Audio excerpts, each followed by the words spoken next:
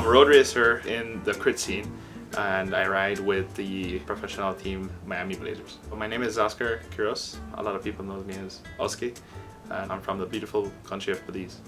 I got my first bike with getting a mountain bike, and I said, okay, well, I have to practice a little bit. And I used to ride from my home to school and back, just for training. And then I said, okay, well, this year, or the specific year that I started, I want to participate in this event, or the cycling event for this sports day.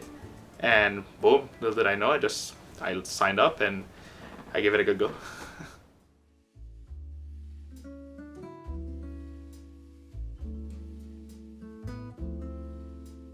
Cycling is a very challenging sport. It requires a lot of time, a lot of patience, a lot of energy, especially if you desire to win or you aspire to be a great cyclist in this world. I'm very much happy that up to this point, I can say that my current job that I'm working on, has still provided me the time and the opportunity to still ride. And so I have to be thankful with the grace of God that my bosses, they allow me to do this. And of course, they see the dedication behind it. So yeah, I'm very grateful for that. Marriage life, it's not as challenging as I want to depict it. However, it's still there, and I have to find a balance between cycling and of course giving my attention to my wife, which has been of course very supportive, and she's allowed me to race, travel, which is a big thing. And of course, well, when I'm privileged, I get to travel with her, which is the cool part of cycling, right?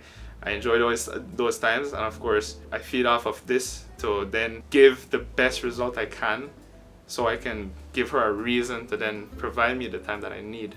I do have a life outside cycling, and apart from my marriage life, I love traveling the world. That's like my go-to, but not every time I have money. I mean, it takes a lot of saving, but this is one thing I believe in. Getting to know what the world is like, seeing the world outside of my country, because obviously the world is big. Learning different cultures, different mentality, the way people live, it makes you appreciate what you have. I also do like to listen to music. I also love to eat. Who doesn't like to eat? I think every cyclist loves to eat. But we have to really watch our diet. So and of course, I think one of the biggest thing is that I'm a real hardcore gamer. I'm a PC gamer, console gamer, all the different first-person shooter games I'm very much active on. I've met a couple of Belizean friends, which are, well, they're my friends now, but when I met them the first time, it was just so random. I would meet them in like lobbies, like in gaming lobbies, and when my other friends would explain to them that, dude, this is the guy that like actually won these races, they're like, no way this guy game. Like, this guy doesn't game on the PC, man. Like, that's just crazy. I was like, yeah, dude, I do game out. And if you're a gamer, if you love adventures, you probably see me, you probably hear from me in a PC lobby, you probably see me somewhere in Paris. I don't know. But if you see that, that's me, that's my life, and that's how I'm happy. And if I am, to get out of, or if I am to leave this world tomorrow, I'd be happy with what I've done so far.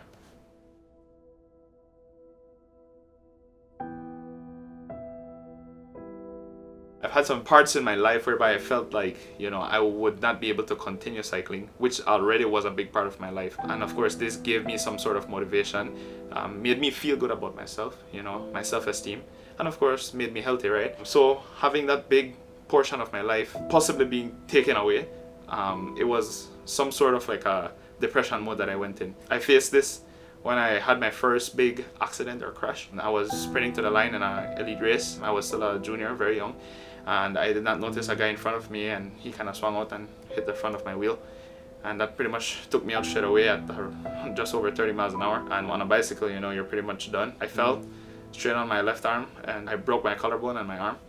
And it was a very sad moment for me, because at that point I didn't really understand the magnitude of my injury. But little did I know that it was actually broken bones. And obviously we know that the easiest way to fix this would be through surgery, which requires a lot of money, I'd say, to cover medical bills.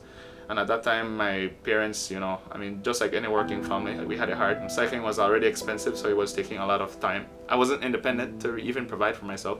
So I had to depend on my parents to provide everything for me, and they already had it hard with every other thing for their life. And I felt sad about this. I felt, apart from just the cycling part, I felt like I was giving them even more stress, which I was never expecting. And again, this is life, this is how life works. You have to be ready for the unexpected.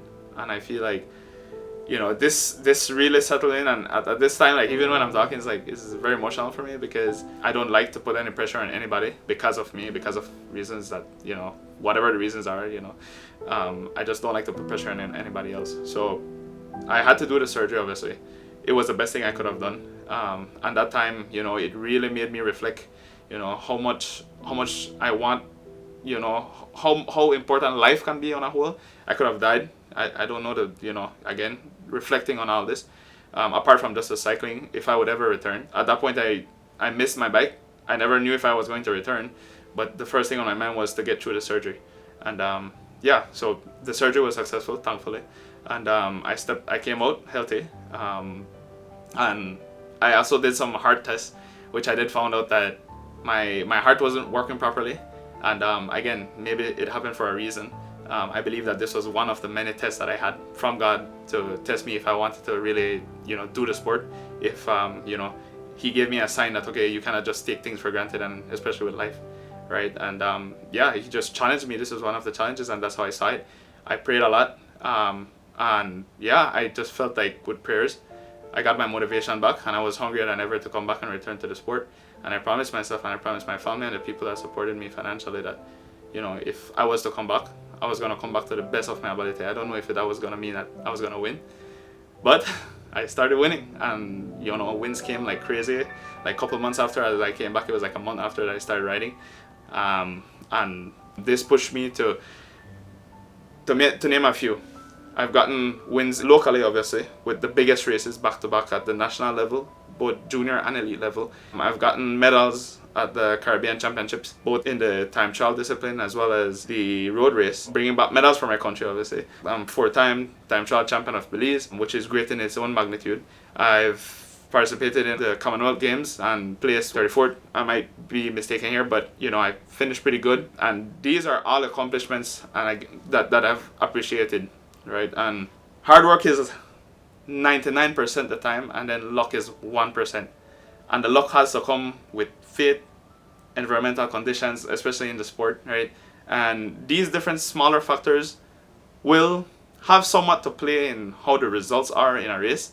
However, I always feel that it always comes down to hard work, because the hard work means that you'll have the physical ability, the spiritual ability, the mental ability, and of course just everything combined from that a human can produce that will make you or make whatever result you get, happen, if that makes any sense.